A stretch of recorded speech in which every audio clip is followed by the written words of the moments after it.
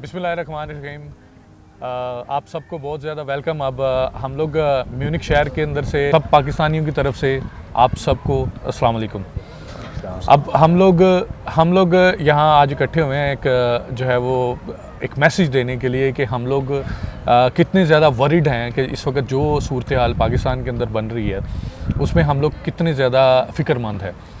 बहुत हमारे जितने भी दोस्त हमारे साथ आज इकट्ठे हुए हैं वो लोग अपनी मसरूफियात छोड़ के यहाँ लाइफ बहुत ज़्यादा जो है वो बिज़ी है। पूरे यूरोप में, अमेरिका में, हर जगह बिज़ी है, लेकिन हम लोग अपना वक्त निकाल के आए हैं अपने पाकिस्तान के लिए, अपने मुल्क के लिए, अपने परचम की सरबुलंदी के लिए और अपनी आर्मी जिसको हमने छोटे होते से बड़े होने तक हमने सिर्फ यही देखा है कि हमें सिर्फ़ और सिर्फ अपने मुल्क की हिफाजत करनी है। तो आज का पैगाम ख़ास तौर पे खान साहब के लिए भी है। इमरान खान साहब, आपको एक तो पहले हम सब सल्यूट करते हैं कि आप इतनी हिम्मत के साथ खड़े हैं और हमारा हौसला है, हम परदेसी जो बाहर बैठे हैं, हमारा सबसे बड़ा हौसला आप ही हैं। आपकी वजह से ही हमें इस वक्त मुल्क के अंदर कोई उम्मीद नज़र आती है और उम्मीद सिर्फ़ और सिर्फ जो है वो इस वीडियो बनाने का मकसद भी यही था कि ये उम्मीद जो टूट रही है उसको दोबारा डेवलप किया जाए, उस उम्मीद को उजागर किया जाए। हमारे जितने भी इस वक्त पाकिस्तानी जो हमारे स्टूडेंट्स हैं, जो इस वक्त यूनिवर्सिटी से पास हो रहे हैं, जो कॉलेज से पास हो रहे हैं, या जिनका कभी इस रजीम चेंज ऑपरेशन से पहले या इस सारा जो ड्रामा इस वक्त सियासी तौर पे किया जा रहा है, इससे पहले भी अगर उनका कोई प्रोफेशनली तरीके से बैरून मुल्क आके अपने मुल्क की खिदमत करने का था, उन सबको मैसेज देना चाह रहे हैं। और जिनको जो इस वक्त मजबूरी के वजह से भी मुल्क से बाहर जाना चाह रहे हैं, 350 पाकिस्तानी जो है वो ग्रीस के समुंदर के अंदर डूब गया। मेरा दिल रोता है और हर एक पाकिस्तानी का यहाँ दिल रोता है जो यहाँ जैसे भी ज़रिए से आए, लेकिन फिर भी उन 350 पाकिस्तानियों का मकसद यही था कि अपने घर में अपने मुल्क के लिए कुछ करें, अपने घर में खुशहाली लेके आएँ। तो खुशहाली का जो पैगाम था वो खान साहब ने हमें दिया। 6% पे ग्रोथ कर रही थी हमारी इकोनॉमी, उसको तोड़ दिया गया, उसको बीच में डुबो दिया गया। मुझे नहीं पता कि किसका बीच में जो है वो कसूर था, उसमें बाजवा कसूरवार था, उसमें कौन से अफसर कसूरवार थे, उसमें कौन सी ब्यूरोक्रेसी कसूरवार थी, मुझे उस चीज़ का नहीं पता। लेकिन मेरे पास सवाल ज़रूर हैं, जो सवाल आज मैं अपने पाकिस्तानी जो मेरे भाई हैं मेरे आसपास बैठे हुए, मैं इनसे सवाल पूछूंगा कि इनको क्या इस वक्त नज़र आता है, कि इनको इस वक्त उम्मीद क्या है। हमारी इस वीडियो का मकसद उम्मीद है। तो मैं जो है वो शुरुआत करूंगा। खुरम भाई, मैं आपसे ये पूछना चाहता हूँ कि कितनी देर हो गई है आपको यहाँ? मुझे तकरीबन यहाँ पे 99 से मैं यहाँ पे हूँ। 23 साल हो गए मुझे यहाँ पे। 23 साल हो गए? 23 साल हो गए जी, माशाल्लाह। तो इस सारे 23 सालों के अंदर मुझे ये बताएं कि उसमें रजीम जो है वो हुकूमतें तो कहीं आई और कहीं गई, तो आपको अपने मुल्क के लिए इस वक्त क्या फ़िक्र है? मुल्क के लिए इस वक्त फ़िक्र यही है कि आपने जैसे अभी बात स्टार्ट की थी कि 6% ग्रोथ कर रही थी हमारी इकॉनमी, 6% के ऊपर से जा रही थी। तो अभी मैं पूरा एग्जैक्ट तो नहीं बता सकता, लेकिन मेरे ख्याल में माइनस में जा रहे होंगे, -1 या -2 में जा रहे होंगे। हालात बहुत ख़राब हैं। वही आपने कहा कि हमारे पास एक ही उम्मीद की किरण है, वो इमरान खान साहब हैं। जो जब आए थे उसके बाद हमें लगा था कि हम जो यहाँ यूरोप में पिछले 22-23 साल से यहाँ पे स्ट्रगल कर रहे हैं, हमारे लिए एक उम्मीद की किरण थी और वो हैं, और हमें उम्मीद है कि वो वापस इंशाअल्लाह बहुत जल्द पावर में आएंगे और फिर से मुल्क को बुलंदी की तरफ लेके जाएंगे। तो उस उम्मीद यही हमें, ये जो हालात जो अभी जो मुल्क के जिस तरह के अभी के हालात उन्होंने बना दिए हैं, जैसे आप बता रहे थे कि इसके पीछे क्या है, कौन सा एजेंडा लेके ये सारा कुछ कर रहे हैं, इसके पीछे आर्मी के कुछ ऑफिसर हैं। पूरी आर्मी की तो बात नहीं करते, हमारी आर्मी हमारी सर आंखों पे उन्होंने जो कुर्बानियाँ दी हैं 1947 से लेकर अब तक जितनी भी कुर्बानियाँ दी हुई हैं, उनकी जितना भी हम उनका वो करें वो कम है। हमारे शहीद हुए हैं वहाँ पे बॉर्डर्स के ऊपर, डेली बेस पे वहाँ पे हो रहे हैं, हमारे ISI के नौजवान भी हो रहे हैं। तो इसीलिए हमारा फ़ौज से ये गलत तासर जा रहा है पूरे यूरोप में। कुछ हमने यहाँ पे प्रोटेस्ट वगैरह किए हैं कि हम आर्मी के ख़िलाफ़ कुछ इस तरह से प्रोपोगंडा कर रहे हैं, ये सरासर गलत है। हमारी ऐसी कोई बात नहीं है। आर्मी है तो हम हैं, पाकिस्तान है और पाकिस्तान इसी की तरफ से चल रहा है। दूसरा, मैं अपने मेन टॉपिक की तरफ आता हूँ, जहाँ आपने बात की है कि मुल्क के अभी हालात, जो मुल्क के हालात हैं वो तो पूरी इंटरनेशनल मीडिया को नज़र आ रहा है। हमारा मुल्क जो है वो तकरीबन 80% कर्जा लेके चल रहा है। कल तक मैं पढ़ रहा था 80% जो मुल्क कर्जे में चल रहा है। हमें IMF की तरफ से जो कर्जा मिला, हम खुशियाँ मना रहे हैं ये खुशी बनाने वाली बात नहीं थी कि हम IMF से कर्जा लेके तो खुशी बनाए कि हम हमारा मुल्क बच गया है, तो हम ये हो गया वो नहीं हो गया। ये हमारा नहीं है, ये हमारा फ्यूचर नहीं है। हमारा फ्यूचर, हम 23 साल से यहाँ पे हम बैठे हुए हैं, हमारे बच्चे यहाँ पे बैठे हुए हैं। हम चाहते हैं कि हमारा मुल्क इस कंडीशन पे आ जाए वापस, अल्लाह करे। और इंशाल्लाह हम मुसलमान हैं और हमारा अकीदा है कि अल्लाह ताला जो होता है ना, जब अंधेरा आता है तो उसके बाद रोशनी ज़रूर आती है। तो इसी तरह हमारा भी यही है कि इंशाल्लाह हमारा जो मुल्क के हालात जो है ना, तो अभी आने वाले इलेक्शन, जो इमरान खान साहब भी यही कह रहे हैं कि हमारा मेन फोकस है अब आने वाले इलेक्शन के ऊपर से।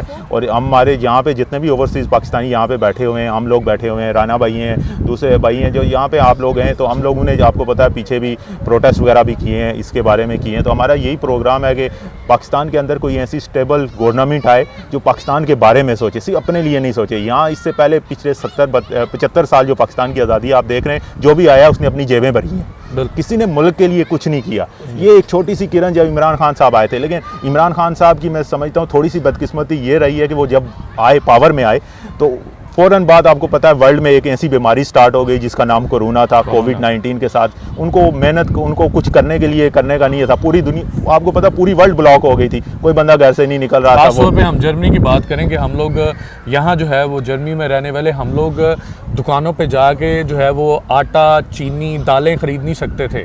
हम लोगों को टेस्ट अपना पहले दिखाना पड़ता था नेगेटिव, के अगर हम लोग नेगेटिव हैं तो फिर हमें दुकानों के अंदर कपड़ा हम लोग नहीं ख़रीद सकते थे, कुछ चीज़ नहीं ख़रीद सकते थे। और इसमें आपकी बात को बढ़ाते हुए कि जो खान साहब ने जो मैनेज किया कोरोना को, जो 2 साल जो इस वक्त हैं, लोग इस चीज़ को इंटरनेशनल जो है वो ताकतें तो इस चीज़ को मानती हैं, क्योंकि उन्होंने ऑलरेडी 3rd रैंकिंग दी है पाकिस्तान को। 3 जो मुल्क जिन्होंने सबसे ज़्यादा इस वक्त जो है वो जो कोरोना से लड़ के दोबारा खड़े हुए हैं, उनमें पाकिस्तान का 3रा नंबर है। और ये क्रेडिट जो है वो जाता है जो है वो खान साहब को, और साथ में उस 1 पेज को भी, जो 1 पेज था जो हमें दिखाया गया था कि 1 पेज के ऊपर है आर्मी, 1 पेज के ऊपर है अदलिया, 1 पेज के ऊपर है इस वक्त हमारी पार्लियामेंट, वो एक 1 पेज था। उस 1 पेज ने ही इस चीज़ को, इस तरह की बड़ी जो है वो कैटास्ट्रोफी को जो है वो हमें उससे बचाया। अब आगे बात करते हुए मैं आपसे ये बात करना चाहूँगा, पूछना चाहूँगा कि मुझे ये बताएं कि चलें आप 23 साल पहले, जैसे आपने बताया कि आप यहाँ आए थे, तो आपको क्या चीज़ यहाँ लेके आई थी? देखिए, यहाँ पे 23 साल पहले भी आने की यही बात थी कि वहाँ पे जाएंगे फ्यूचर में, क्योंकि मैं डायरेक्ट यहाँ पे नहीं आया, मेरे जो पापा थे वो पहले से यहाँ पे थे, सेटल थे। यहाँ पे हर बंदे का आने का यही होता है कि मेरे बच्चों को और मेरे जो है औलाद को, उसको एक बेटर जो है ना वो फ्यूचर मिल जाए। हम बात करते हैं जो इस वक्त अगर जर्मनी को देखा जाए तो एक one of the strongest financial country है इस यूरोप के अंदर। उसमें मुझे ये बताएं कि आप मुझे जो खान साहब का जो एजेंडा था सारा, क्यों आपने उनको फॉलो करना शुरू किया?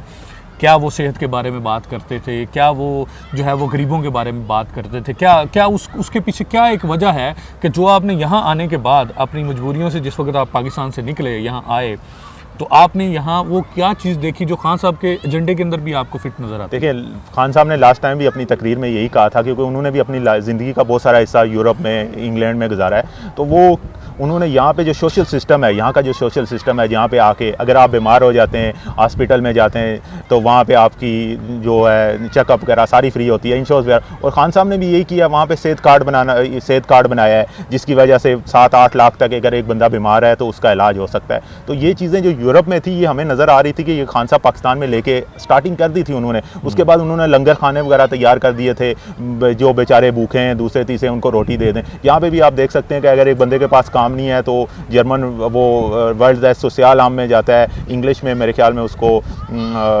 सोशल वेलफेयर, वो खान साहब ने स्टार्टिंग किया था। और वही चीज़ जो थी, खान साहब कह रहे थे कि अगर ये यूरोपियन कंट्रीज़ में ये सब कुछ हो सकता है तो ये सब चीज़ें हमारे मुल्क में भी हो सकती हैं। तो खान साहब ये चीज़ें जो हैं, तो इन चीज़ों की वजह से लेकिन उसके बावजूद आपने हेल्थ सिस्टम की बात की कि यहाँ हेल्थ सिस्टम जो है वो बहुत अच्छा है, लेकिन इस हेल्थ सिस्टम के अंदर जहाँ तक मुझे इन्फॉर्मेशन है, आपको अपनी तनख्वाह में से पे करना पड़ता है कि नहीं पड़ना? जी करना पड़ता है।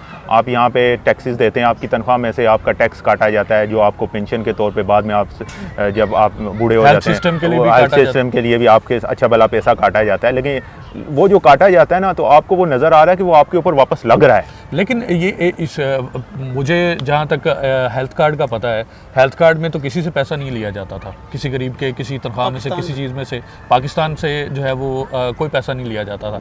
तो इसको आप कैसे देखते हैं कि यहाँ तो आप हर चीज़ पे करके उसके बाद उसका रिटर्न ले रहे हैं, लेकिन पाकिस्तान में जो सिस्टम था ये तो टोटल जो है मदीना की रियासत के बेस के ऊपर था। वो देखें ना, यही चीज़ है, क्योंकि इमरान खान साहब ने यहाँ पे अपनी लाइफ गुजारी है और यहाँ पे उन्होंने देखा है कि हर बंदा जो है वो काम कर रहा है और उस हिसाब से वो टैक्स दे रहा है। लेकिन वहाँ पे पाकिस्तान में देखा जाए तो 70-80% लोग जो हैं वो गुर्बत की ज़िंदगी गुजार रहे हैं और उनके लिए टैक्सेस वगैरह पे करना और इतनी बड़ी अमाउंट में पे करना ये मुश्किल था।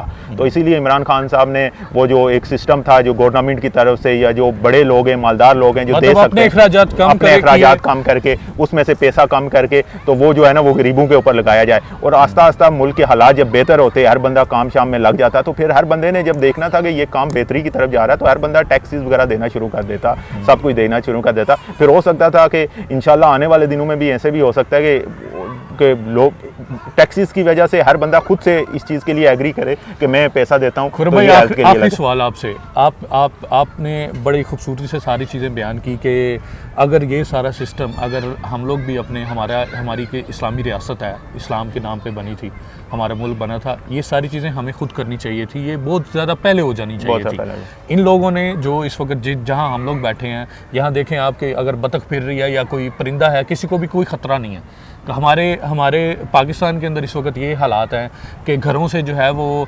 बच्चे भी उठा लिए जाते हैं, कम उम्र ख़वातीन भी उठा ली जाती हैं, और बुज़ुर्गों की और मर्दों की तो आप बात ही ना करें, उसमें तो हम डिटेल में जाते ही नहीं हैं। मुझे आप ये बताएं कि एक पाकिस्तानी होने के नाते इस वक्त आपके दिल के अंदर क्या फीलिंग है कि आपके मुल्क के अंदर जो इस वक्त हो रहा है वो ठीक हो रहा है या गलत हो रहा है? इससे पहले आपके इस सवाल की तरफ आऊँ तो आपने पहले जो बात की है कि यहाँ पे बतख भी महफूज है, यहाँ पे हर चीज़ महफूज है। अगर आप पीछे चले जाएं, जिसको मदीना की रियासत की बात आती है, तो हज़रत उमर रज़ी अल्लाह तआला अन्हु का दौर देख लेना। उन्होंने कहा था कि फ़रात के पास अगर एक कुत्ता भी, अगर भेड़िया भी जो वो खाता है ना, उसको भेड़ को खाता है, तो उसके ज़िम्मेदार भी मैं हूँ। अगर एक हुक्मरान है, हाँ, वो पूरी और ये जो यूरोप आज यहाँ पे खड़ा है ना, अगर आपकी इसकी हिस्ट्री पढ़ें, मेरे पास तो मैं एक नादान साहब, मेरे पास तो इतनी नॉलेज नहीं है, लेकिन आप जाएँ तो देखें इन्होंने ये कहाँ से उठाया है। ये सब इस्लामी, ये यहाँ पे जो माँ बच्चा पैदा करती है उसको पैसा मिल रहा है, बच्चों को किंडरगार्टन मिल रहा है, ये कहाँ से आ रहा है? ये सब इन्होंने इस्लाम में से, इन्होंने जो हमारी मदीना की रियासत की होती है यहाँ पे इवन मेरा एक दोस्त बता रहा था नॉर्वे में, तो वहाँ पे लिखा हुआ है कि उमर लाज के नाम से करके एक वहाँ पे तख्ती लगाई हुई है कि ये लाज जो है हमने सारे उमर से, हज़रत उमर रज़ी अल्लाह तआला अन्हु से ये जो है ना ये सारे किताबें, लेकिन हमारी बदकिस्मती ये है कि हमने सिर्फ बुराइयाँ अपनी तरफ इकट्ठी की हैं और जो अच्छाइयाँ थी वो हम छोड़ते गए, तो जिसकी वजह से आज हम यहाँ पे आ गए। लेकिन वही बात है कि हमें उम्मीद जो है ना, हर मुसलमान को ये उम्मीद रहती है कि हम इंशाल्लाह एक बुरे वक्त के बाद एक अच्छा वक्त ज़रूर आने वाला। दूसरा आपका क्वेश्चन था, आपने क्या पूछा था कि आपका दिल इस वक्त क्या महसूस करता है कि पाकिस्तान में जो हो रहा है, क्या उससे आपको जो है वो कोई उम्मीद की किरण सिर्फ नज़र आ रही है, या फिर आपको ये भी नज़र आता है कि ये सब चीज़ें क्रॉस करके हमारे बच्चे, हमारी माएँ, हमारी बहनें, हमारे बुज़ुर्ग, ये सब चीज़ें क्रॉस करके एक बेहतर सवेरे की तरफ जा रहे हैं?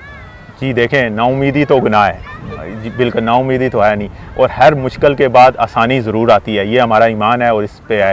तो अभी बहुत मुश्किल हालात में जा रहे हैं, दिल जो होता है ना वो खून के आंसू होता है, आपका हो गया, मेरा हो गया, हर पाकिस्तानी जिसको पाकिस्तान से मोहब्बत है, मैं वही कहूँगा जिसको पाकिस्तान से सच्चे दिल से मोहब्बत है ना, जो अपने मुफाद के लिए नहीं सोचता, उसको ये लगता ज़रूर है कि हम, लगता क्या कि हमारा ईमान भी यही है। मैं बार बार इसी पर आता हूँ कि इमरान खान साहब भी यही कहते हैं कि हम मुसलमान हैं, हमारा ईमान है, और हम भी यही कह रहे हैं कि हमारा ईमान यही है कि इंशाअल्लाह ताला अगर ये आने वाले ये इलेक्शन करवा दें, फेयर इलेक्शन करवा दें, उसके बाद आप मेरी बात लिखवा दें। ओवरसीज़ को तो नहीं मिलने वाला, ओवरसीज़ को नहीं मिल रहा है, लेकिन वहाँ पे भी जो पाकिस्तानी है ना, अभी आप वहाँ पे आप वीडियो देखते हैं, टिकटॉक्स वगैरह देखते हैं, बंदे कह रहे हैं कि इमरान खान किसी दरख्त को कह दें, किसी पोल को कह दें, हम उसको वोट डाल दे दें। ये क्या है? ये मोहब्बत है? ये इमरान खान, वही बात है ना, फिनोमेना बन गया, वो एक शख्सियत नहीं है, वो एक नज़रिया बन चुके हैं। और नज़रिया जो होता है ना, तो उसको इतने जल्दी ये इन्होंने जो सोचा हुआ है कि हम इसको दबा देंगे, दूसरा इंशाअल्लाह मेरी यही उम्मीद है और हर पाकिस्तानी की यही उम्मीद है है कि हम इंशाल्लाह बहुत जल्द आने वाले जो अगला जो साल होगा 2024 जो होगा, वो हम पाकिस्तान जो है ना वो ऊपर की तरफ जाएगा, इलेक्शन होंगे और फेयर इलेक्शन इनको कराने पड़ेंगे। फेयर इलेक्शन ये 1 साल अभी इन्होंने पिछले 1 साल से रुकवा के रखें, जब भी आने वाली गवर्नमेंट इंशाल्लाह इमरान खान साहब की होगी, और इमरान खान साहब जो आते हैं, जो पीछे उनसे, क्योंकि वो पहली दफ़ा पावर में आए थे, उनसे भी कुछ गलतियाँ हुई हैं, ये नहीं है कि उनसे भी कुछ स्टार्टिंग में होता है बंदा, लेकिन अभी इमरान खान साहब ने बताया है, उन्होंने खुद भी कहा है कि लेकिन ये है कि अभी आने वाले दिनों में वो पाकिस्तान को वहाँ पे हम देख रहे हैं और हम इमरान खान साहब के साथ देख रहे हैं। लास्ट क्वेश्चन आपसे, मुझे ये बताएं कि जिस इलाके से और जिस शहर से आपका पाकिस्तान के अंदर ताल्लुक़ है, ज़ाहिरी बात है आपके वहाँ रवाबित होंगे, वहाँ आप लोगों को जानते होंगे जिनमें आप पले बड़े हैं। मुझे वहाँ की बताएं कि वहाँ के लोग इस वक्त क्या सोच रहे हैं, कि वो आपकी तरह ही जो है वो सोच रहे हैं कि हमने सिर्फ इमरान खान को लेके आना है, या फिर उनकी कोई डबल स्टैंडर्ड है। इस्तेकाम पाकिस्तान पार्टी बन गई है, परवेज़ खट्टब ने और पार्टी बना ली है, 13 पार्टी ऑलरेडी जो है वो वहाँ मौजूद हैं। तो इतनी पार्टियों के दरमियान आपका इलाका इस वक्त क्या सोच रहा है? देखिए, मेरा वैसे बेसिकली तल्लुक़ कश्मीर से है, तो आप तनवीर इलियास साहब को तो जानते होंगे, जो हमारे एक्स प्रेसिडेंट प्राइम मिनिस्टर रहे हैं, उन्होंने भी इस्तेकाम पार्टी को, तो मैं आपको बताऊँ, हाँ ज्वाइन कर दिया। वो हल्का नंबर 4 वहाँ पे कश्मीर में आता है, वहाँ पे गए, लोगों ने उनको वेलकम नहीं किया। उन्होंने कहा ये देखो ये पार्टी जो चल रही थी, ये पार्टियां छोड़ के ये इधर से उधर भागने वाले। अब मेरी जब वहाँ पे दोस्तों से बात होती है, जिनसे होती है, तो वो यही कह रहे हैं, वो चुप हैं। चुप इसलिए हैं कि वहाँ पे कोई बाहर बात निकल के बात करे। हर बंदे को देखें, फैमिली हर बंदे को अजीज होती है, लेकिन उनके दिल क्या कह रहे हैं? दिल उनका यही कह रहा है, दिल जब उनसे बात होती है ना, तो वो छुपे लफ्ज़ों में यही कह रहे थे कि पाकिस्तान तहरीक इंसाफ और इमरान खान का इंसाफ के साथ जो है ना, वो आने वाले दिनों में इंशाअल्लाह ताला पाकिस्तान तरक्की की तरफ ज़रूर पाकिस्तान तरक्की करेगा, पाकिस्तान इंशाल्लाह तरक्की करेगा। और इंशाल्लाह हमारी दुआएं जो है वो पाकिस्तान के साथ भी हैं, और पाकिस्तान के लिए जो इस वक्त मुखलिस काम कर रहे हैं उन सब के लिए दुआएं भी हैं, और हमारी जानें भी उनके लिए हाजिर हैं। तो अब हमारे साथ एक और परदेसी मौजूद हैं, राना सिकंदर साहब, और हम इनसे अब कुछ सवाल पूछेंगे। पहले जो हमारे दोस्त थे उनके साथ हमने उनके जो है मुतल्लिक सवाल पूछे कि उनके जज्बात क्या थे। इनसे मेरे पास कुछ डिफरेंट क्वेश्चंस हैं, क्योंकि इनका तजर्बा भी है, ये जो है वो सारी चीज़ों से, उन सब चीज़ों से गुजर चुके हैं जो शायद मेरी उम्र के लोगों ने नहीं देखी। तो शुरुआत करते हैं। मेरा सबसे पहले राना साहब आपसे सवाल ये है, आपका ताल्लुक़ किस जो है ज़िले से है? मेरा ताल्लुक़ ज़िला गुजरात से है, ज़िला गुजरात, जो कि चौधरी परवेज़ लाई साहब का हल्का है। चौधरी परवेज़ लाई का हल्का। अच्छा, मुझे ये बताएं कि आप कितनी देर से यहाँ हैं? मैं तकरीबन अरसा 24 साल से यहाँ हूँ जर्मनी में। 24 साल, माशाल्लाह, और ठीक हो। अच्छा, ये सारे 24 सालों के अंदर अगर हम पाकिस्तान के ऊपर भी इंशाल्लाह आएंगे, जो इस वक्त सियासी मामला हैं, मुझे ये बताएं कि आपने पाकिस्तान में और जर्मनी के अंदर क्या फ़र्क देखा है? पाकिस्तान और जर्मनी में मैंने ये फ़र्क देखा है, यहाँ रूल ऑफ लॉ है, पाकिस्तान में रूल ऑफ लॉ नाम की कोई चीज़ नहीं। अगर एक एक्स प्राइम मिनिस्टर अपनी FIR दर्ज नहीं करवा सकता, तो यहाँ हमले की, अपने ऊपर कातलाना हमले की, यहाँ तो ये है, आप यहाँ बैठे हैं, अब यही कॉल करें 110 पे, तो अभी पुलिस आ जाएगी, आपकी FIR काट लेगी। वो मतलब फर्स्ट इंफॉर्मेशन रिपोर्ट जो है वो मुद्दई के थ्रू होती है। ठीक है। पाकिस्तान में तो वो कहते हैं ना, जंगल में भी कोई कानून होता है, पाकिस्तान में तो अब कोई कानून नहीं है भाई, अब तो सिर्फ जिसकी लाठी उसकी भैंस है। अब जो इस वक्त चले, आपने कानून की बात की, कानून के ऊपर ही हम आ जाते हैं। इस वक्त जो है वो 10,000 से ऊपर बताया जा रहा है कि एक सियासी जो है जमात PTI के जो है वो वर्कर्स जो है इस वक्त गिरफ्तार हैं, प्लस उनके लीडर के ऊपर भी जो है वो इतने मुकदमे दर्ज कर दिए गए हैं। तो अब इस वक्त अपनी अदालतों के ऊपर आपको कितना एतमाद है कि वो इंसाफ कर सकेंगे? देखें जी, जो छोटी अदालतें हैं ना, जैसे ये एक हम जज साहब देख रहे हैं, सेशन वो भाई साहब हैं, दिलावर साहब हैं, वो नॉन लीग के बंदे हैं, उनसे तो हमें कोई उम्मीद नहीं। हमें जो अगर उम्मीद भी है तो वो चीफ़ जस्टिस साहब से है, सुप्रीम कोर्ट के। लेकिन चीफ जस्टिस साहब ने भी जो 14 मई का जिस वक्त ये जो है पंजाब की और KPK की जिस वक्त जो है वो हुकूमत डिज़ोल्व की खान साहब ने, उनका मकसद तो यही था ना कि आइन के मुताबिक 90 दिन के अंदर इलेक्शन हो जाए। तो वो 14 मई को चीफ जस्टिस साहब ने भी एक डेट दी थी, लेकिन उसके बाद अभी तक किसी के पास कोई जवाब नहीं है। क्या आपको लगता है कि कोई जो है वो उसका जवाब आएगा, पाकिस्तानियों को मिलेगा जवाब? देखें जी, जैसे पहले खुरम भाई ने बात की है ना, उम्मीद है, एक उम्मीद से ही दुनिया कायम है, और हम सबको उम्मीद है इंशाल्लाह एक दिन आएगा जहां पाकिस्तान में भी रूल ऑफ लॉ होगा इंशाल्लाह। और हमें जो सबसे बड़ी उम्मीद है हमें खान साहब से है, खान साहब जब भी आएंगे और इंशाल्लाह ये खान साहब तमाम के हमारा topic पे भी हमारा, आते हैं। हमारा तमाम ये सिस्टम करप्ट है। अब मतलब- जिस भी महकमे में देखते हैं ना, जहाँ आपने कोई भी काम अपना करवाना है ना, आपने एक छोटा सा काम करवाना है ना, आप ओवरसीज पाकिस्तानी जाएं किसी दफ्तर में, वो आपसे पहली डिमांड करेंगे कुछ। अगर उनको पता चल जाए कि आप हाँ जी, ओवरसीज हैं हाँ तो जी, वो कहेंगे कि पैसे- भाई हमें तो पाउंड में या जो है ना अब यूरो में पैसे हाँ चाहिए। जी, यकीन माने मेरे साथ एक दफ़ा ऐसा भी वाक़या हुआ कि एयरपोर्ट पे वो बंदा, मैं लाइन में लगा हुआ हूँ इमिग्रेशन की, मैं कॉल कर रहा हूँ, वो बंदा मेरे हाथ से FIA वाला टेलीफोन ले रहा, कहता आप दे जाएं ना, आपको तो यूरोप में वैसे ही मिल जाएंगे। ऐसे हालात है उस मुल्क में। मतलब आपके कहने का मकसद ये है कि जो अभी तक मैं समझाऊँ, जो फ़र्क आपने और पाकिस्तान में और जर्मनी में ये देखा है कि वहाँ इदारे अपनी हदूद के अंदर रह के काम बिल्कुल, करते बिल्कुल, हैं और यहाँ रिश्वत का सिस्टम नहीं है। हमारे पाकिस्तान में है, मैं भी पाकिस्तानी हूँ, मैं जानता हूँ।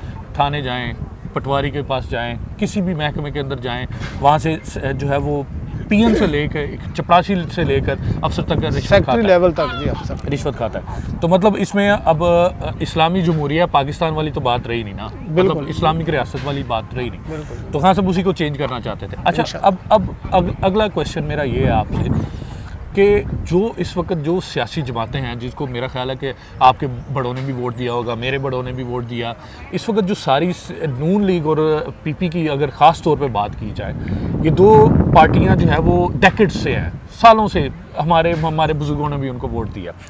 इस वक्त उनका जो आप पोजीशन देख रहे हैं, उसमें क्या आपको उम्मीद नज़र आ रही है कि ये लोग कुछ कर सकते हैं? खान साहब की और PTA की बात एक साइड पे रखें, मुझे सिर्फ इतना बताएं कि अगर इनकी ही जमातें आगे मिल के अगली हुकूमत अगर बनाती हैं तो आपको उसमें क्या चीज़ नज़र आती है? देखें जी, पहली बात तो ये है, हम बेसिक है ही मुस्लिम लीग के थे, मुस्लिम लीग नून को ही वोट देते आए हैं। ठीक है, जब हमने देखा है कि यार एक बंदा आता है, वो भी कहता है मेरी बारी है, वो भी कहता है मेरी बारी है, ठीक है, हमें थोड़ी सी समझ आ गई कि यार ये बारियों का चक्कर लगा हुआ है। हमने शुक्र किया एक तीसरी पार्टी आई है जिसने नारा लगाया इंसाफ का, और हमें कुछ चीज़ें अच्छी लगी हैं। जैसे मुझे ज़ाती तौर पे जब खान साहब ने वो सेहत कार्ड का इजरा किया था, मैं यहाँ से गया था और यकीन करें मुझे बेइंतहा खुशी हुई थी वो कार्ड देखकर, क्योंकि यहाँ तो है हम पे करते हैं तो हमें रिटर्न मिलता है, वहाँ तो गरीब आदमी 10 लाख का फ्री इलाज करवाता था। सारी चीज़ों को छोड़ दें कि खान साहब ने क्या अपने 3.5 साल के अंदर किया या आगे उनका क्या प्लान है,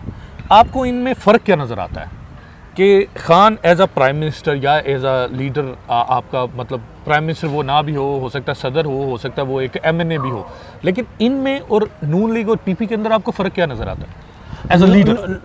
नून लीग और PP में फ़र्क तो कुछ भी नहीं है, वो तो दोनों है, वो जैसे कहते हैं ना वो नूरा कुश्ती करते हैं, वो तो नूरा कुश्ती वाले लोग हैं ना। खान साहब मेरे या आपके पाकिस्तान के लीडर नहीं है। मैं यहाँ बैठा हूँ, यकीन माने जो मुसलमान तुर्की के, मेरे गांव में तुर्की मस्जिद है, मैं तुर्की मस्जिद में जाता हूँ, वो हाथ उठा के इसके लिए दुआ मांगते हैं। वो कहते हैं यार इस बंदे को संभाल लो, ये बंदा लीडर है, ये आपका लीडर नहीं, ये हमारा लीडर है। मतलब मैं ये हल्फन कह रहा हूँ, हल्फन कह रहा हूँ कि तुर्की मस्जिद वाले लोग ये कहते हैं कि यार ये लीडर है बंदा। ठीक है, ये हम पाकिस्तानी जो है, हम बेसिक कौम तो है ही नहीं। ठीक है, तो क्या क्वालिटीज़ है उसके अंदर एक लीडर, जो आप समझते हैं उसको लीडर, उसके अंदर लीडर वाली वो कौन सी क्वालिटीज़ है जो आपने जिक्र किया कि दूसरे मुल्क के लोग भी जो है वो उसको पजराई देते हैं, तो उसके अंदर क्या चीज़ें हैं? जो पहली क्वालिटी थी ना, जब इसने खान साहब ने कौम मुत्तहिदा में तकरीर की थी ना, ठीक है, उस वक़्त से लेकर मैं आज तक ये सुन रहा हूँ, ठीक है, कि ये लीडर है। मेरे पास, अगर आप सबको पता है, मेरी काफ़ी शॉप थी, मैंने पिछले महीने छोड़ी है वो काफ़ी शॉप पे। मेरे पास कुछ कस्टमर ऐसे भी हैं जो हमेशा सियासी बात करते थे। ठीक है, जब खान साहब ने ये तकरीर की थी उस दिन से हमें मेरे वो कस्टमर कहते थे कि ये आपके मुल्क के लिए एक बहुत अच्छा लीडर है। मतलब उन्होंने एक इंटरनेशनल प्लेटफॉर्म के ऊपर आपकी और आपकी नुमाइंदगी की, आपके मुल्क की भी नुमाइंदगी की, आपके मज़हब की भी नुमाइंदगी की। और उसके अलावा अगर हम यूनाइटेड नेशंस को भी एक साइड पर रखते हैं, उसके अलावा उस बंदे के अंदर कौन सी ऐसी खसूसियत है कि आप ये कहने पे मजबूर हो जाएं कि यार कुछ और हो ना हो, अगर इसके अंदर ये है तो मैं इसके साथ हूँ? देखें जी, वो बंदा पहले तो ये, वो बंदा कौम से सच बोलता है। ठीक है, और वो बेईमान और करप्ट नहीं है। ठीक है, मुझे जो सबसे अच्छी चीज़ लगती है वो बंदा करप्ट नहीं है। ठीक है, ठीक, इसलिए सारे करप्ट है ना। वो बंदा देखें, मैं और आप यहाँ एक आसान ज़िंदगी गुजार रहे हैं, वो बंदा हमारे लिए, हमारी औलादों के लिए पाकिस्तान में बैठा है। मेरा ख्याल है उसका इंटरनेशनल रिकॉर्ड बन गया। एक एक्स प्राइम मिनिस्टर पे 180 या 200 के लगभग FIR। मतलब आपके कहने का मकसद ये है कि आप उसकी ईमानदारी और उसकी बहादुरी, ये दो चीज़ें जो है वो एक ऐसी हैं कि अगर दूसरे जो है वो कोई भी आपको अगर किसी के साथ मुआवजा भी करने की पड़े तो वो उस वक्त आपको ना कोई बहादुर नजर आता है और ना ईमानदार। बिल्कुल कोई नहीं ना, बिल्कुल। और जो खान साहब के ऊपर करप्शन केसेस हैं, क्या आप समझते हैं वो ठीक है? बिल्कुल कोई नहीं। करप्शन यार, वो बंदा क्या करप्शन करेगा? जो एक बल्ले पे साइन कर दे वो 5 करोड़ का बिक जाता है, एक शर्ट पे साइन कर दे वो 10 करोड़ की बिक जाती है। ठीक है, वो बंदा क्यों करप्शन करेगा? ठीक है। दूसरी बात, अगर उसने करप्शन करनी हो यार, उसको तो जब उसकी बेगम से अलहदगी हुई जमाइमा खान से, वो तो इतने पैसे लेता उसको मिल रहे थे, बिलियंस ऑफ पाउंड्स का मसला था। बिल्कुल बिलियंस, ये इंटरनेशनल मीडिया के अंदर बात है। बिल्कुल ठीक है, ठीक है। अब वो करप्शन क्यों? अब चलें, अगर इस चीज़ को समझ लिया जाए कि अगर एक टाइम आए कि हम लोग इस वक्त सारे ओवरसीज़ पाकिस्तानी बैठे हुए हैं, अगर एक वक्त आए कि खान साहब आपको ओवरसीज़ पूरे पाकिस्तानियों को एक आवाज़ दें कि मुझे आपकी मदद की ज़रूरत है, क्या आप मदद करेंगे? इंशाल्लाह बिल्कुल। हम जनाब जान भी देनी पड़ी तो हम इंशाल्लाह बिल्कुल जाएंगे पाकिस्तान के लिए। और हल्फन कहता हूँ, खान साहब जिस दिन आवाज़ देंगे हम रेडी हैं जाने के लिए। तमाम कारोबार छोड़ के, तमाम बच्चे इधर छोड़ के हम इंशाल्लाह पाकिस्तान जाएंगे। हम सिर्फ इस इंतज़ार में खड़े हैं कि खान साहब बोलें कि आएँ पाकिस्तानी, प्रैक्टिकली तौर पे पाकिस्तान में आएँ, पुरअमन एहतजाज करें और इंशाल्लाह हम। अच्छा राना साहब, मेरे से एक और सवाल आपसे ये है कि मुझे ये बताएं कि जो आपने पिछले दिनों में जितने भी जो है वो FIRs हुई इमरान खान के ऊपर, उसमें एक स्पेसिफिक एक FIR जो है वो एक तो थी ज़िले शाह के कत्ल की, एक FIR जो है वो एक वकील के कत्ल की भी जो है वो जो कोयटा में थे उनके ऊपर डाल दी गई। उसमें आपका क्या ख्याल है कि क्या इमरान खान कत्ल कर सकते हैं? मैं आपको उसके एक मिसाल देता हूँ छोटी सी। मैं इमरान खान का एक छोटा सा कारकुन हूँ। मेरा अपना ये असूल है, अगर कोई मेरा दुश्मन भी मुझसे कोई किसी किस्म की मेडिसिन मांगे जो कि जर्मनी से मिलती हो, तो मैं खुद बाय करके मैं उसको पहुंचाता हूं। मेरे ये रिश्तेदारों या मेरी फैमिली में या मेरे जानने वाले लोगों को पता है कि इससे कोई दवाई मंगवाएंगे तो मैं उसको देता हूं। खान तो यार बहुत बड़ा लीडर है, जिसने इतने हस्पताल कैंसर के बनवाए हैं, वो लोगों की जान बचाने के लिए बनवाए हैं सारे ना, कि ताकि इंसानों की जान बचे। वहाँ वो कभी भी ये तो नहीं पूछते कि आप मुसलमान हैं, आप पाकिस्तानी हैं, क्या आप PTI के हैं। कभी पूछा है? बिला तफरीक इलाज करता है। जो बंदा इंसान की जान बचाना चाहता है यार, वो कैसे किसी बंदे को कत्ल करवा सकता है? आपका सेंस ये काम करता है? या इन लोगों का जो ये FIR करवा रहे हैं, इनका दिमाग ये काम करता है? बचाने वाला मारने वाले से बड़ा होता है। हाँ जी, ये कभी हो ही नहीं सकता कि खान साहब किसी की जान लेने का कहें। ठीक है, वो तो हमेशा कहते हैं जान बचाओ लोगों की। ठीक है, मतलब इसीलिए उन्होंने जो है ये वो सोशल, हाँ जी, सोशल काम किए यार। आप कोई एक मिसाल मुझे बता देना कि आप लाहौर के रहने वाले हैं, कभी आपने सुना है कि कैंसर अस्पताल में फ़लाँ बंदा गया है तो उन्होंने आपके कहा हो कि आप PTI के होने चाहिए या आप मुसलमान होना चाहिए या आपको पाकिस्तानी होना चाहिए? वो तो इसका बिला तफरीक है ना, ऑडिट होता है। बिला तफरीक है ना यार। तो फिर यार ये सारे बंदे, मेरा सवाल तमाम लोगों से है, ये कैसे हो सकता है मुमकिन कि जो बंदा लोगों के जान बचा रहा है वो कैसे किसी की जान ले सकता है? यार बचाने वाला मार नहीं सकता, हो ही नहीं सकता। इसी से एक और सवाल पैदा होता है कि जिस तरह इस वक्त आप देख रहे हैं कि चले बच्चे वगैरह हो रहे हैं, उनके ऊपर उनको रोज़ पेशियों के ऊपर जाना पड़ रहा है, लेकिन उसके साथ साथ आप ये भी देखें कि उनको लोग छोड़ के भी जा रहे हैं। मैं इसके उन लोगों के बारे में आप क्या? मैं इन लोगों के बारे में आपको एक छोटी सी मिसाल देता हूँ। आपको याद होगा सन 2014 के धरने के दौरान पार्लियामेंट में चौधरी एतजाज़ हसन ने एक तकरीर की थी। उसकी तकरीर के ये अल्फाज, अपोजिशन में थे बिल्कुल, उनकी तकरीर में ये अल्फाज थे कि इमरान खान के अल्फाज लोगों के दिलों में तीर कर रहे हैं, वो एक बहादुर इंसान है मगर वो हारे हुए लश्कर में है। ये उनके अल्फाज है ना, एग्जैक्टली। बिल्कुल। मैं आज तमाम उन लोगों को ये बताना चाहता हूँ, वो हारा हुआ लश्कर जो है ना, वो खान साहब से जा रहा है। और हम यकीन माने, हम ज़्यादा शुक्र कर रहे हैं कि ये इस्टेब्लिशमेंट के जितने घोड़े थे ये चले जाएं तो बेहतर है। जो एक दो रह गए, हमारी दिली दुआ है कि वो चले जाएं। ठीक है, ये उन लोगों के लिए मैसेज है कि वो चले गए हैं और चले जाएं, वो एतजाज़ हसन की बिल्कुल 100% मेरा ख्याल है पॉइंट पे बैठ गई है। एतजाज़ हसन जिस वक्त ये बात कर रहे थे वो दिल से कर रहे थे, क्योंकि शायद खान साहब के जो अल्फाज थे वो उनके दिल में भी तीर हो रहे थे। बिल्कुल ठीक है, इसीलिए उन्होंने शायद ठीक दिल है। से बात की थी। वो हारा है, लश्कर उतर रहा है, बहादुर लीडर वहीं खड़ा है, ठीक है, और बहादुरों की तरह खड़ा है, और इंशाल्लाह हम उनके साथ खड़े हैं। मतलब आपका कहने का मकसद है कि उससे कोई फर्क नहीं कोई पड़ता, बिल्कुल कोई फर्क जाता है या आता है, कोई फर्क नहीं पड़ता। बिल्कुल कोई फर्क नहीं पड़ता। आपको क्या लगता है कि अगर किसी एक आम आदमी को भी इमरान खान आपके हल्के से, सिर्फ आपकी बात करते हैं कि अगर आपके हल्के से इस वक्त परवेज़ इलाही साहब तो खड़े हैं इस वक्त खान साहब के साथ, और हम जो है वो मेरा ख्याल है कि सब पाकिस्तानी को खुशी भी है कि वो इतनी बुजुर्ग उम्र के अंदर और इतनी ज़्यादा तकलीफ़ें बर्दाश्त करें, लेकिन आपको क्या लगता है कि अगर परवेज़ इलाही की जगह, अगर परवेज़ अल्लाह ताला उन्हें सेहत तंदुरुस्ती दे, लेकिन अगर परवेज़ इलाही के और खान साहब के मुतफिका किसी एक रेडी वाले को अगर टिकट दे दी जाती है, आपको क्या लगता है वो जीतेगा? मैं हल्फन ये कहता हूँ,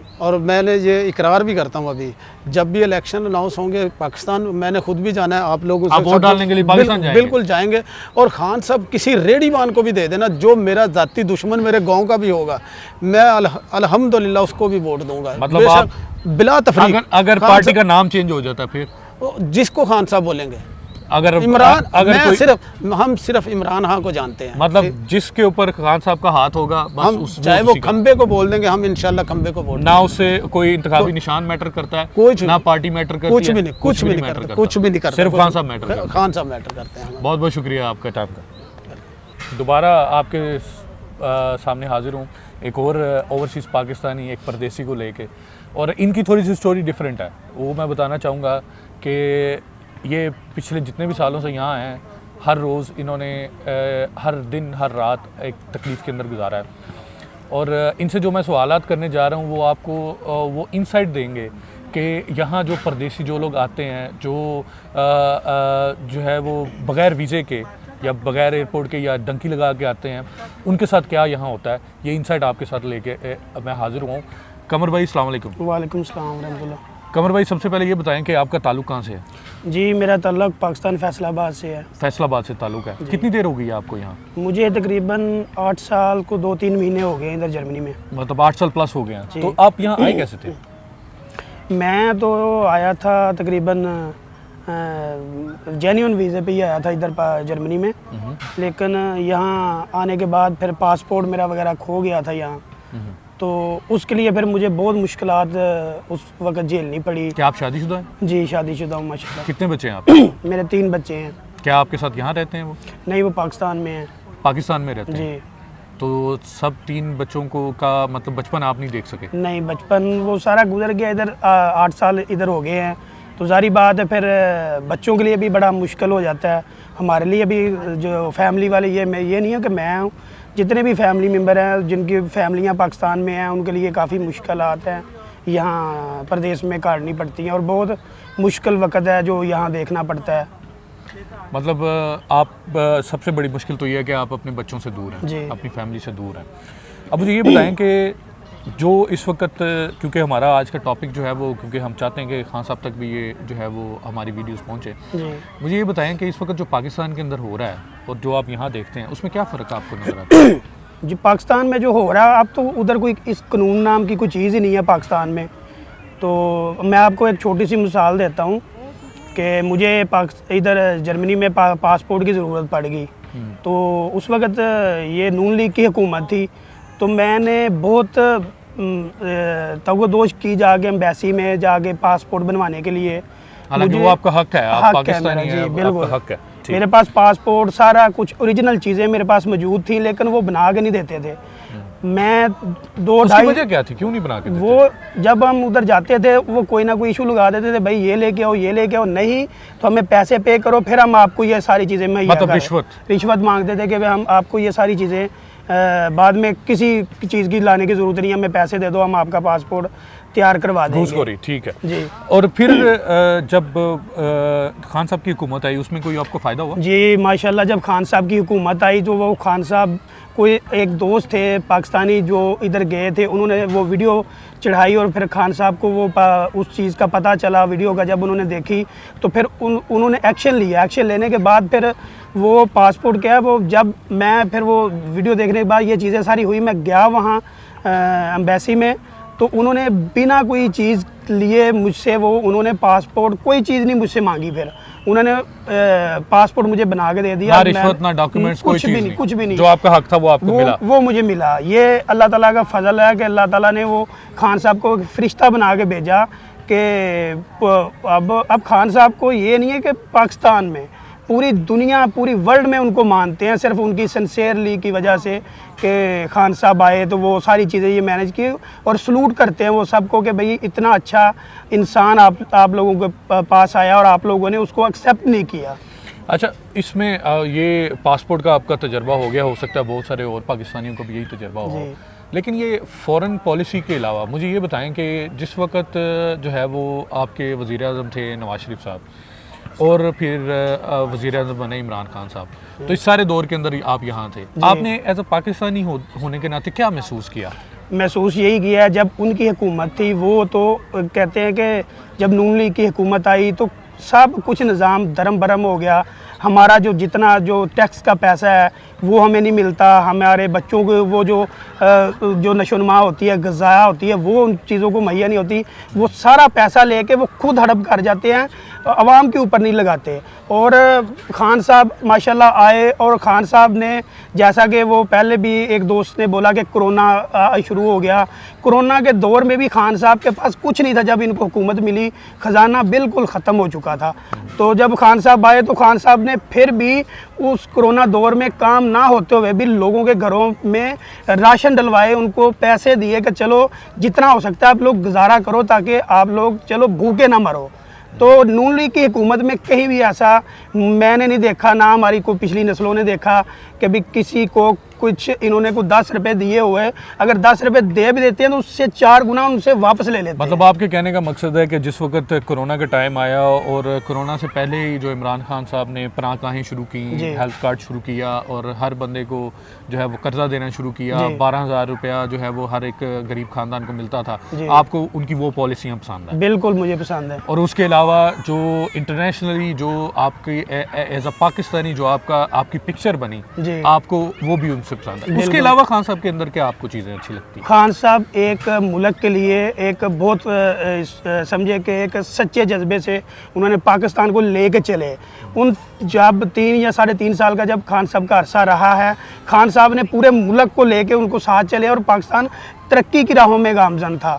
जैसे ही खान साहब चले गए और पाकिस्तान अब माइनस क्या बिल्कुल ख़त्म हो चुका है। मतलब जीडीपी आप कहना चाहते हैं कि जीडीपी पहले 6% पे जा रही थी, अब माइनस में जा रही है? बिल्कुल, अब कुछ भी नहीं है पाकिस्तान के पास। अब इस सारे माहौल के अंदर जिस वक्त जीडीपी माइनस में चली गई है, इतने ज़्यादा बुरे हालात हो गए हैं, तो अगर इमरान खान साहब दोबारा आ भी जाते हैं तो आपको क्या उम्मीद लगती है कि क्या वो संभाल लेंगे? मुझे अल्हम्दुलिल्लाह अल्लाह ताला से ये भी उम्मीद है कि इंशाल्लाह खान साहब वापस भी आएंगे, और मुझे ये फ़ख्र है खान साहब के ऊपर कि इंशाल्लाह ताला जैसे वो पाकिस्तान के दोबारा आके उसको वज़ीर आज़म बनते हैं या कुछ भी सरबराह बनते हैं, तो मुझे उम्मीद है कि अल्लाह ताला के घर में भी कि पाकिस्तान तरक्की की राहों में फिर से गामजान, और उसी तरह पाकिस्तान खुशहाल होगा और पाकिस्तान नंबर 1 पे जाएगा इंशाल्लाह। एक ओवरसीज़ होने के नाते आप उनकी क्या मदद कर सकेंगे? हम उनके लिए पहले तो खान साहब के लिए बहुत दुआएं करते हैं, और जो भी खान साहब को हमारी तरफ से किसी चीज़ की भी ज़रूरत पड़ती है हम बिला झिझक खान साहब के लिए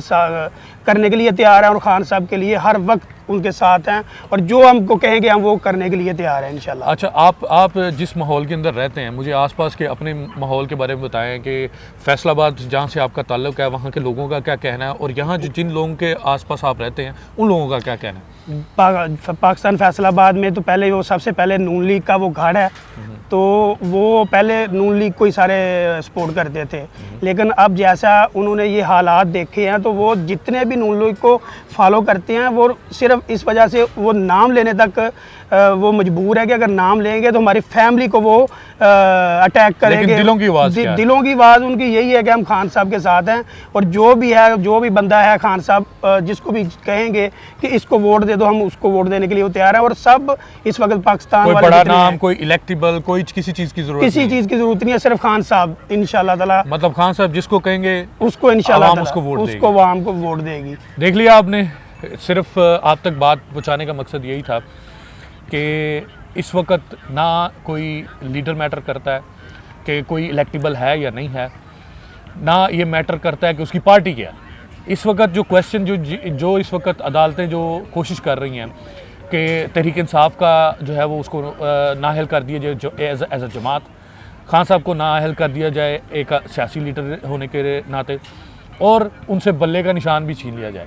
तो इस वक्त अवाम की आवाज़, कम से कम ओवरसीज़ पाकिस्तानियों की ये आवाज़ है कि बल्ला हो या ना हो, तहरीक इंसाफ नाम हो या ना हो, इमरान खान जेल से बाहर हो या जेल के अंदर हो, सिर्फ़ और सिर्फ वोट इमरान खान को। और ये मैं आखिरी बात ये भी कहना चाहता हूँ कि ये जो हुकूमत आई है, इन किसी एक शख्स को कोई भी कहता है ना कि मुझे इंसाफ चाहिए, और ये लोग तो पैसे दे के लोगों को वोट डलवाते हैं कि भाई हमें ये इतने हम आपको पैसे देते हैं और हमें वोट दो। अगर वो वोट नहीं देते तो उसकी फैमिली के साथ या उसके साथ कुछ ना कुछ वो मसला हल कर देते हैं, बदमाशी करते हैं। लेकिन हम लोग बिना किसी चीज़ के, बिना किसी रिस्क के हम लोग इमरान खान को वोट देंगे इंशाल्लाह ताला। और आपको बिरयानी की ज़रूरत नहीं है? नहीं, हमें किसी चीज़ की नहीं, सिवाय इमरान खान। अब मुझे ये लगता है कि इमरान खान आएगा और इंशाल्लाह ताला फिर से हम एक नया खुशहाल पाकिस्तान देखेंगे, जिस तरह तरक्की की राहों पे गामजन होगा और पूरी दुनिया में, पूरी वर्ल्ड में पाकिस्तान का नाम होगा। और सिर्फ ये नाम इमरान खान की वजह से है, और पूरी दुनिया उसको खड़े होकर सलूट करती है। और ये जो हुक्मरान जितने ये बने हुए हैं, ये लोग जाके माई लॉर्ड उनको जाके सलाम करते हैं। इमरान खान वह शख्स है दुनिया का नंबर 1 जिसने कभी जाके उनको सलाम नहीं किया, और जाके वहाँ जाके उनकी जो सरजमीन पे जाके कलमा पढ़ के और जाके तकरीर की अल्लाह के नाम पे। ये है जज्बात ओवरसीज़ पाकिस्तानी के। स्टे ट्यून, और वीडियो आपके लिए लेके आ रहे हैं हम लोग। बहुत शुक्रिया। अस्सलाम वालेकुम जी, दोबारा हाजिर हूँ आपकी खिदमत के अंदर। और आज एक बहुत स्पेशल जो है पर्सनैलिटी मेरे साथ हैं, जिन्होंने यहाँ म्यूनिक के अंदर प्रोटेस्ट और यहाँ एहतजाज का एक सिलसिला शुरू किया था। और शायद मेरी भी आवाज़ जो आप तक आज तक पहुँची है, और खान साहब ख़ास तौर पे आप तक पहुँची है, वो सिर्फ इनकी वजह से है। इनसे ही इनके सारा पूछते हैं कि इनकी स्ट्रगल क्या है और अभी तक जो है इन्होंने क्या क्या किया। अस्सलाम वालेकुम। वालेकुम अस्सलाम। आसिफ भाई, हमाद भाई। सर मुझे सबसे पहले ये बताएं कि आपको ये आइडिया कहाँ से आया कि आप ये एहतजाज करें और ये वीडियोस बनाएं और अपनी आवाज़ बुलंद करें? क्यों आपके ज़हन में के अंदर ये आइडिया है? हमाद भाई, जैसा कि आपको पता है कि जिस दिन रजीम चेंज हुआ था पाकिस्तान में, वो एक ऐसा अलमिया है जो मेरे ख्याल से हमारी नस्ल जो अभी हम जी रहे हैं इस दुनिया में, हमारी जो पाकिस्तान की जो नस्ल है, शायद उसके लिए, और मेरे ख्याल से जब से पाकिस्तान बना है ऐसा आज तक ये अलमिया पेश नहीं आया। हमने अपने बुज़ुर्गों से सुना है कि जब पाकिस्तान बना और पाकिस्तान की जब तहरीक चली थी